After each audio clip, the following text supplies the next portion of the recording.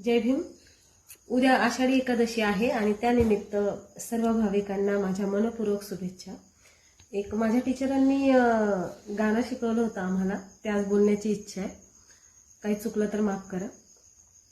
आलो आम्ही तुझ्या रथा संगे पांडुरंगा, आलो आम्ही तुझ्या रथा संगे पांडुरंगा, नाम गजरात हो नाम गजरात उधळील्या शेंगा।